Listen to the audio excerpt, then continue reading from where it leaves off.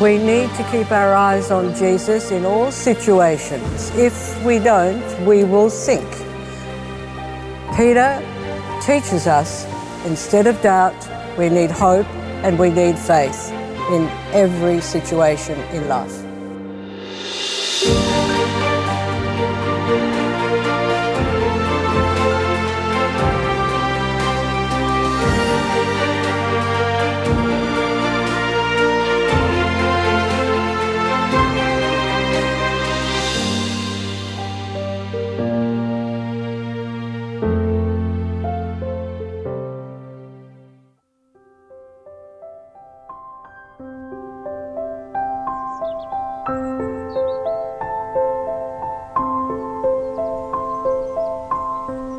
Hello everyone, Norma Woodcock speaking to you from Perth in Western Australia. Welcome to the series on WOW, Words of Wisdom. My 12 episodes will be on hope, hope gained, hope lost, hope evident, hope maintained, etc. Today's episode is on hope and faith working together. I'd like to read the scripture now. Jesus walks on the water and with him Peter, Matthew 14 verses 22 to 33. Directly after this, the feeding of the 5,000, Jesus made the disciples get into the boat and go on ahead to the other side, while he would send the crowds away. After sending the crowds away, he went up into the hills by himself to pray. When evening came, he was there alone, while the boat, by now far out on the lake, was battling with a heavy sea, for there was a headwind. In the fourth watch of the night, he went towards them walking on the lake. And when the disciples saw him walking on the lake, they were terrified.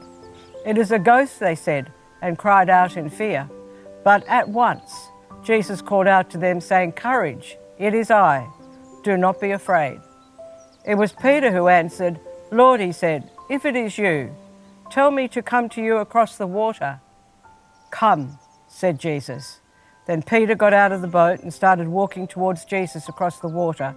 But as soon as he felt the force of the wind, he took fright and began to sink. "Lord, save me," he cried. Jesus put out his hand at once and held him. "Man of little faith," he said, "why did you doubt?" And as they got into the boat, the wind dropped. The men in the boat bowed down before him and said, "Truly you are the Son of God."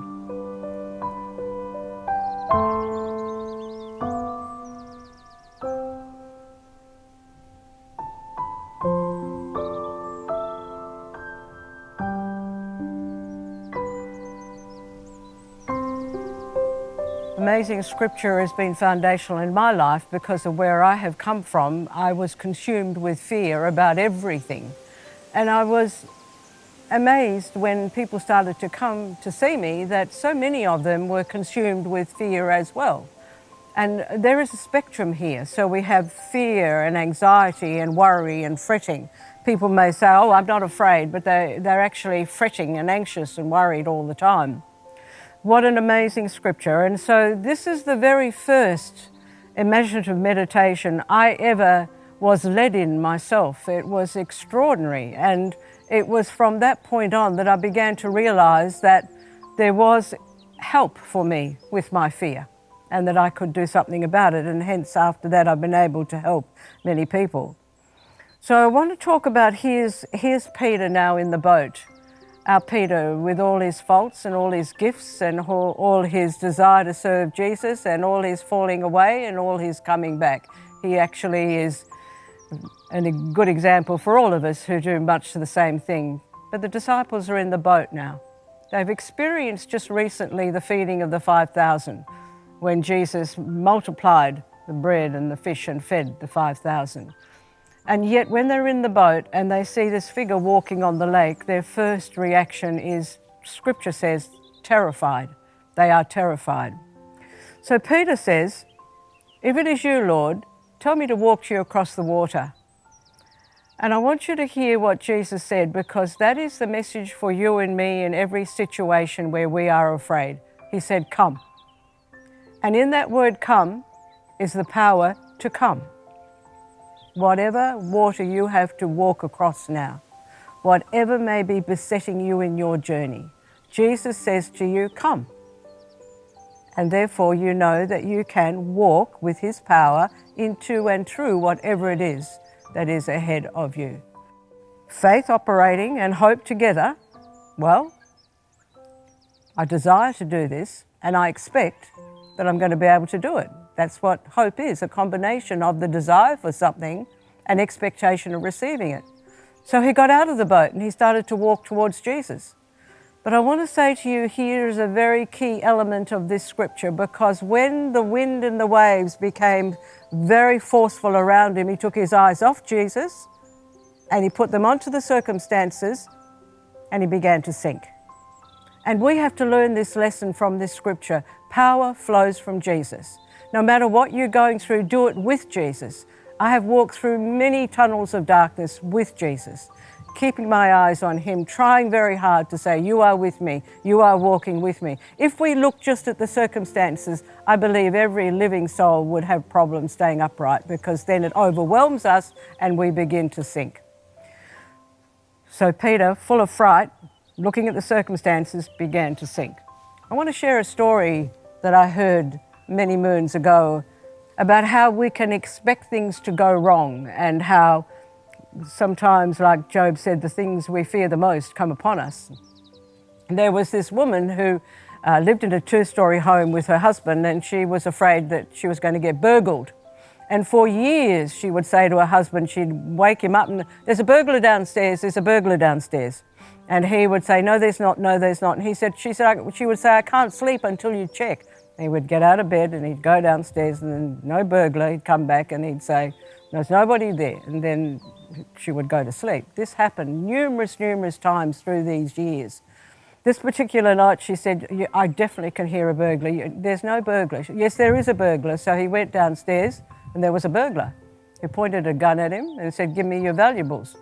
So the man gave him all his valuables, and the burglar was about to leave. And the man said, please don't go. Please come upstairs and meet my wife. She's been expecting you for many years.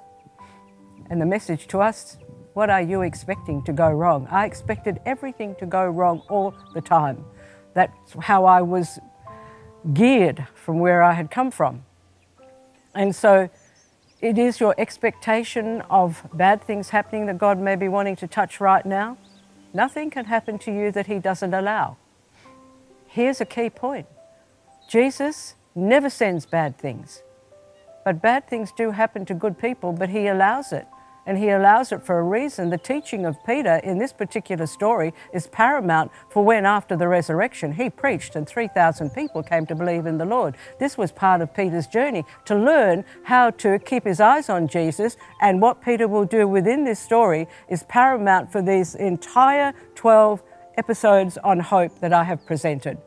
This is a key scripture in my life and a key scripture in the actual episodes on hope. So here's Peter now. He's taken his eyes off Jesus. And I like to, particularly when I'm working with students and the young students in primary school, and I say, and he began to sink and the water's coming up around his ankles and around his knees, and it's getting higher and higher, and all the little children are looking at me like this. And then he says something. Lord, save me. So here's Peter, where faith and hope are working together now. He's gone into doubt. This is going to overwhelm me, as we do in certain situations. This is too big for me. I can't cope with this. I'm going to be overwhelmed.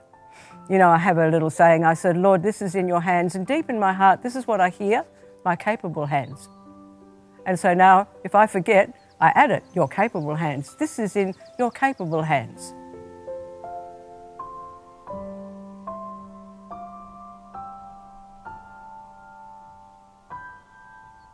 Hope puts faith into action when doubting would be easier. Here now is the key, I believe.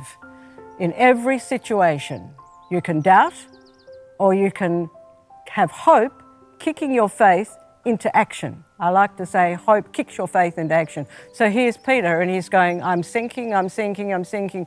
And then I wonder what happened deep within him. I wonder if he remembered, oh my goodness, Jesus is here.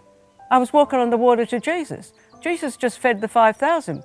Jesus will help me. Our faith, his faith, has to take over, and hope says, he will save me. Lord, save me, he said. You know, I have people come to me and I like to say that the three main brackets that I work with regarding fear, I mean, there are many, many more, but people who have fear quite often, it latches onto something. Like I have one, you know, not one, but many, but this one I'm talking about now, her fear latches onto her health. And she always is afraid that there's something has gone wrong in her health. It goes back to her mother being quite ill, and I believe that a lot of the nurturing we received when we were little influences our now. It's nurture and it's nature. And my mother was very anxious about everything all the time, and I picked up her anxiety and her catastrophizing nature. I think genes come down. And there's this girl that I work with regularly, the most beautiful girl who loves the Lord with all her heart, but suddenly her eyes are off Jesus and they're on a particular pain in her body, a particular symptom. Now, as we've worked more and more to get her faith to operate instead of fear, it is less. And she will say it herself, there's a lot less fear regarding her health, but it will still come. And you know when it will come? Again, I'm moving away a little bit into an area I need to, when she's tired, when she's overworked, when she's not resting enough, and when she has no balance in her life. Emotionally, she becomes very vulnerable, and the devil is the accuser of the brethren. And he will start to point out that you are now going to die of this because your Aunt Mabel died of this, or whatever it is. Now that's one category, fear latching on to health issues. But fear also latches onto financial issues. And I have worked with people where they actually do have a lot of money. Fear is irrational, and so fear can latch on to financial situations where people have actually a lot of money put aside, but the minute the share market wobbles a little bit, they're feeling they're into destitution. And so finances, the devil will push fear to go on into that area as well. Another area is relationships. Always afraid the relationship won't work out.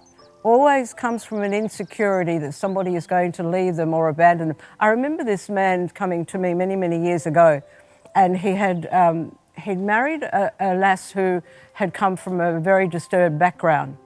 And she actually ended up telling him to leave.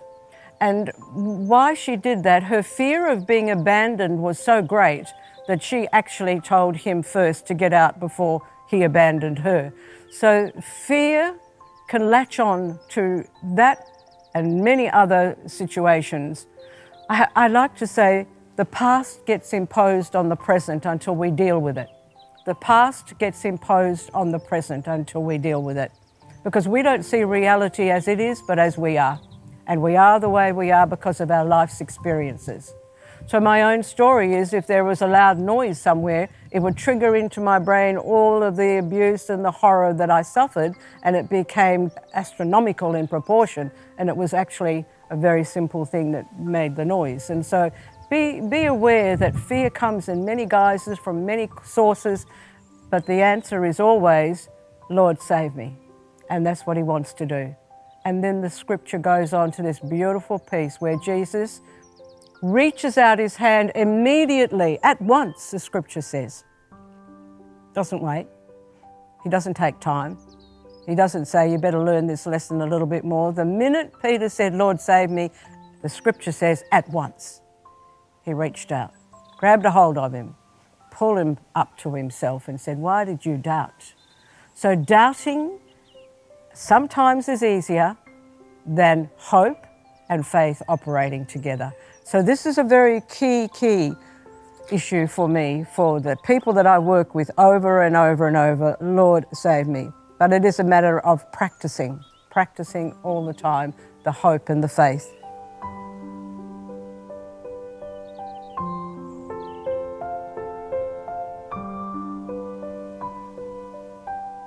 I'd like to lead you now in an imaginative meditation on this gospel scene, because as you become experientially aware of what happens deep within you when fear hits, you'll move more easily into hope and into faith instead of doubting. So I'd ask you to close your eyes if you want to, and imagine a door, and the door has a handle. Put your hand on the handle and open the door, and as you step into the scene, you're stepping into a boat. The boat is in calm water right now. The disciples are in the boat, but the sky is darkening, and as you look around at the disciples, you look at the sky, there is a storm brewing. And this happens in life sometimes. We need a strategy. And then the wind picks up, and the waves are dumping in the boat, and the rain is falling. Get in touch with when you feel like this. When is it that you feel like you're out of control? Everything's overwhelming. But the disciples now are panicking, and they're trying to bail out the boat, and then one of them points and says, "Look, it's a ghost." And as you look, there's this figure on the water saying, "Courage, it is I. Do not be afraid." And you recognize Jesus. Now, instead of Peter, you take the lead role. I want you to say to Jesus, "If it is you, Lord, tell me to walk to you across the water." Jesus says one word, "Come." And in that word is the power to do so. Swing your legs over the side of the boat. Keep your eyes on Jesus. Here's the secret. Keep your eyes on Him. He's with you in the journey. He's with you in this walking over the particular storm you're in. Keep your eyes on Him. And you are walking towards Him. You are doing the impossible because He has empowered you to do it. But suddenly there's a crashing wave beside you. There's a new prognosis of your illness. The share market's gone down. That person was rude to you, and you are trembling with fear, and you are looking at the circumstances, and you've turned your eyes away from Jesus, and you are sinking. And as the water's coming up around your ankles, around your knees, you are doubting you will ever survive. But right now is when you need to kick your hope and faith into gear, and like Peter, call out, "Lord, save me." At once feel His hand grab you by the arm. He pulls you out of the water in front of Him. And He says, "Why did you doubt? I'm here. I always have been. Why did you doubt?" And as you look into His eyes, say to Him, "Teach me how to have hope. Teach me how to have faith more and more in you." And because He loves you, He just takes you in His arms. Lord, bless this person. Transform fear into faith, hope, taking over from doubt in every situation for this person, I pray. There is a calm now. The storm has died down. You and Jesus are back in the boat now. All the disciples are kneeling, and you can kneel with them and say, "Truly, Jesus, you are the Son of God." And now, to finish the meditation, come back through that door. Jesus will come with you. Be aware of sitting, standing, lying. And when you're ready, you can begin to move and to open your eyes. Hope needs to be practiced, and it can be, because I have, and many people have. You can get through whatever it is you have to get through in life. Why? Because He is risen, He is in you, He is with you, and He will never fail you.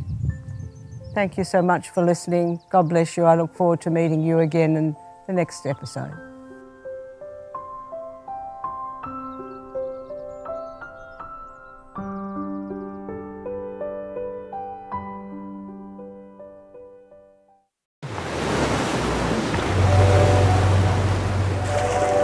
Are you searching for purpose of life?